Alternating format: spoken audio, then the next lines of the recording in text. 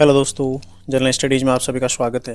दोस्तों, पिछले 2 दिन आपकी करंट अफेयर्स की क्लास आ नहीं पाई थी, तो आज मैं आप लोगों को पिछले 2-3 दिन का जो उत्तराखंड का करंट अफेयर्स है वो उपलब्ध कराऊंगा, साथ ही अगली क्लास में फिर जो नेशनल लेवल का करंट अफेयर्स है उसको एक साथ उपलब्ध कराऊंगा। ठीक है, तो आज हम पूरा उत्तराखंड का करंट अफेयर्स जो पिछले 3-4 दिन हो गया उसके संबंध में चर्चा करने वाले हैं। तो जो भी चैनल पर नए, चैनल को सब्सक्राइब कर लीजिएगा। तो शुरू करते हैं। देखो क्लास, सबसे पहला है प्रश्न, किर्लोस्कर वसुंधरा सम्मान 2024 से किसे सम्मानित किया गया है। ठीक है, तो सही आंसर हो जाएगा इसका विजय जड़धारी। ठीक है, विजय जड़धारी जो कि बीज बचाओ आंदोलन के प्रणेता हैं और टिहरी के रहने वाले हैं।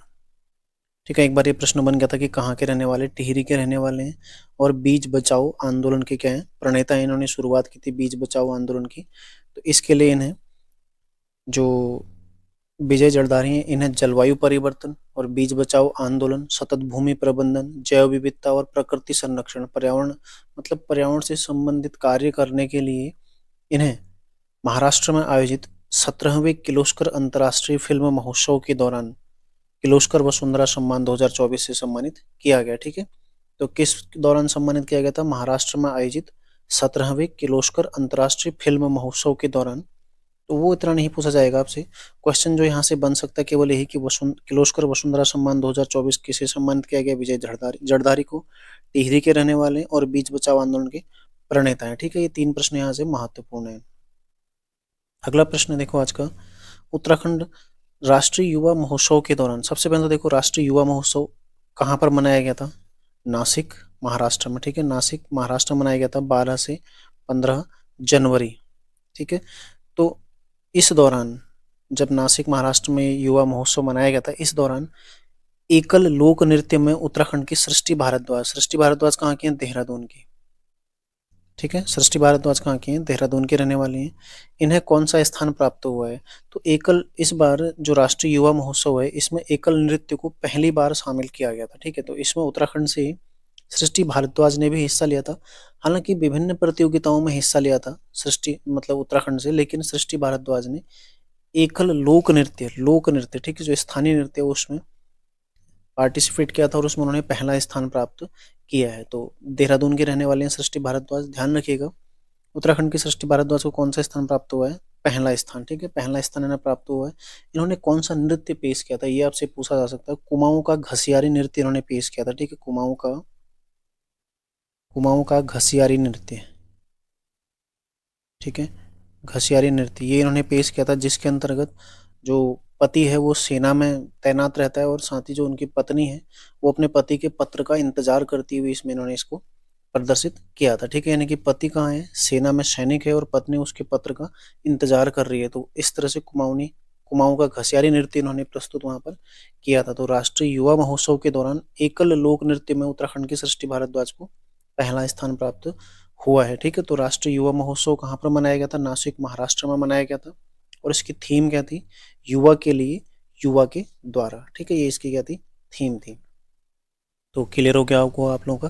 अगला देखो, राष्ट्रीय सांख्यिकी कार्यालय द्वारा जारी आंकड़े के अनुसार वर्ष 2023 में उत्तराखंड में बेरोजगारी दर कितने प्रतिशत रही है? तो सही आंसर इसका 4.9%। ठीक है, 4.9%। और देखना कि मतलब कितना गजब इसमें चेंजेस आए हैं। पूर्व की अपेक्षा 3.5% ये क्या रही है? कम रही है। इतना घट गई है बेरोजगारी। अब ये तो आप सभी जानते हैं कि कितना बेरोजगारी घटनी चाहिए, बढ़नी चाहिए। ठीक है, तो आंकड़े जो है राष्ट्रीय सांख्यिकी कार्यालय द्वारा आंकड़े के अनुसार 3.5% की इसमें क्या हुई है? कमी आई है। 2021-22 में जो आंकड़ा था 8.4, वो घटकर 4.9 पर आ गया है। ठीक है, तो सरकारी आंकड़े में ये बदलाव आया। हालांकि वास्तविक रूप से आप सभी जानते हैं कि स्थिति क्या है। ठीक है, लेकिन जब सरकारी आंकड़ा है तो हमें पेपर की दृष्टि से इसको याद करना है, तो इसलिए लिखाना इसको महत्वपूर्ण है। ठीक है, ध्यान रखिएगा 2022-23 में उत्तराखंड की बेरोजगारी दर 4.9% रही है, जो कि पूर्व में 21-22 में कितनी थी? 8.4, और कमी कितने की आई है? 3.5% की कमी आई है। और 2021-22 में जहां महिला संबल में महिलाओं की भागीदारी कितनी थी? 4.6%, जो कि बढ़कर कितनी हो गई है? 41.1%। यानी कि श्रम बल में महिलाओं की भागीदारी बढ़ी है। ठीक है, श्रम बल में महिलाओं की भागीदारी बढ़ी है। ध्यान रखिएगा कितना बढ़ी है यहाँ पर। देखो 34 से लेकर 41 तक ये पहुंच गई है। ठीक है, तो अति महत्वपूर्ण सवाल है, एक बार पहले इस तरह का प्रश्न पूछा जा चुका है। अगला देखो, एजुलाइफ द्वारा गार्गी नेशनल योगिनी अवार्ड 2024 से किसे सम्मानित किया गया। ठीक है, एजुलाइफ जो कि दिल्ली की एक संस्था है, इसके द्वारा ये पुरस्कार प्रदान किया जाता है, गार्गी नेशनल योगिनी अवार्ड। ठीक है, 2024 में योगिनी इंटरनेशनल कॉन्फ्रेंस जो कि परमार्थ निकेतन ऋषिकेश में आयोजित हुई थी, इस दौरान डॉक्टर कविता भट्ट शैलपुत्री हैं, इन्हें गार्गी नेशनल योगिनी अवार्ड 2024 से सम्मानित किया गया है। ये क्या है, कविता भट्ट शैलपुत्री एक लेखिका हैं। ठीक है, कई सारी इन्होंने रचनाएं की हैं, साथ ही क्या है, एक शिक्षाविद भी हैं, प्रोफेसर हैं। ठीक है, HNB GU में प्रोफेसर हैं, शिक्षाविद हैं। और 2019 में इन्हें अखिल भारतीय साहित्य अकादमी पुरस्कार भी प्रदान किया जा चुका। तो कविता भट्ट शैलपुत्री क्या है, शिक्षाविद और लेखिका हैं। ठीक है, साथ ही देखो योग से संबंधित भी हैं, पिछले 25 वर्षों से लगातार योग के क्षेत्र में कार्य कर रही हैं, महिला सशक्तिकरण के क्षेत्र में भी कार्य कर रही हैं। ठीक है, उस संबंध में लेखन का कार्य भी कर रही हैं। तो एजुलाइफ द्वारा गार्गी नेशनल योगिनी अवार्ड किसे दिया गया, डॉक्टर कविता भट्ट शैलपुत्री को दिया गया। ठीक है, अगला देखो, राष्ट्रीय स्टार्टअप दिवस किस तिथि को मनाया जाता है। तो ये मनाया जाता है 16 जनवरी को। कब मनाया जाता है, 16 जनवरी को ये मनाया जाता है। पहली बार 2023 में ये मनाया गया था। ठीक है, तो देखो इस दिवस पर उत्तराखंड को राष्ट्रीय स्तर पर कौन सा अवार्ड प्रदान किया गया है, लीडर अवार्ड। ठीक है, लीडर अवार्ड। तो प्रश्न बन सकता है कि राष्ट्रीय स्टार्टअप दिवस के अवसर पर उत्तराखंड को किस अवार्ड से सम्मानित किया गया, अचीवर्स अवार्ड, लीडर अवार्ड। तो किस अवार्ड से सम्मानित किया गया, लीडर अवार्ड से। ध्यान रखिएगा, स्टार्टअप में बेहतर कार्य करने के लिए जो केंद्रीय वाणिज्य एवं उद्योग मंत्री हैं, उनके द्वारा, ठीक है, उत्तराखंड को राष्ट्रीय स्टार्टअप दिवस पर लीडर अवार्ड से सम्मानित किया गया। तो महत्वपूर्ण सवाल हो सकता है, ठीक है, परीक्षाओं की दृष्टि से, तो ध्यान रखिएगा। अगला सवाल है, देखो छठवां सवाल है, 8 एवं 9 फरवरी को उत्तराखंड राज्य विज्ञान एवं प्रौद्योगिकी सम्मेलन 2024 कहाँ आयोजित होगा।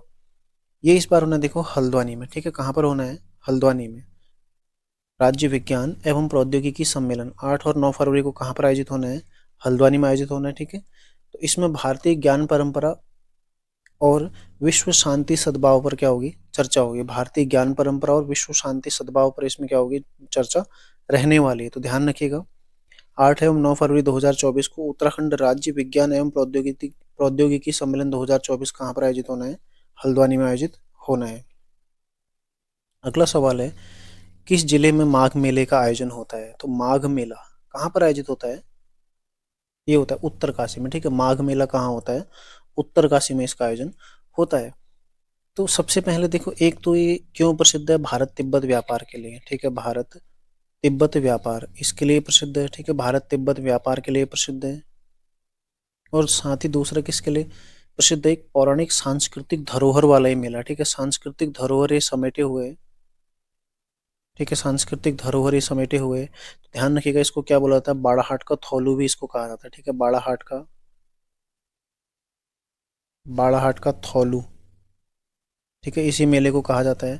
ध्यान रखिएगा, किस जिले में माघ मेला, कहाँ पर, उत्तरकाशी में, जिसे बाड़ाहाट का थौलू कहा जाता है। तो क्वेश्चन बन सकता है, मकर संक्रांति से शुरू होता है, ये भी ध्यान रखिएगा, मकर संक्रांति इससे शुरू होता है। ठीक है, तो क्वेश्चन बन सकता है कि निम्न में से कौन सा मेला भारत तिब्बत व्यापार से संबंधित है, जो मकर संक्रांति से शुरू होता है। ठीक है, इस तरह से भी प्रश्न बन सकता है। फिर माघ मेला कहाँ आयोजित होता है, या फिर बाड़ाहाट का थौलू किस मेले को कहा जाता है। ठीक है, सब कौन हो जाएगा, उत्तरकाशी में आयोजित होने वाला माघ मेला।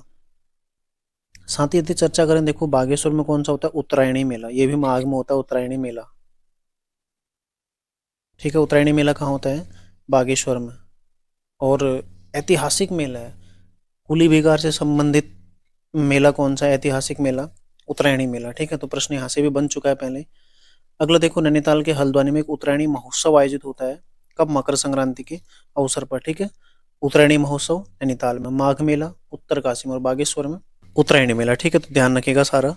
अगला देखो, लास्ट सवाल है आज का, हाल ही में चर्चा में रहा जनरल बिपिन रावत स्टेडियम कहाँ स्थित है। तो ये कहाँ पर है, जम्मू कश्मीर में। इसका नाम परिवर्तित हुआ हाल में। ठीक है, जम्मू कश्मीर के बारामूला में पड़ता है ये।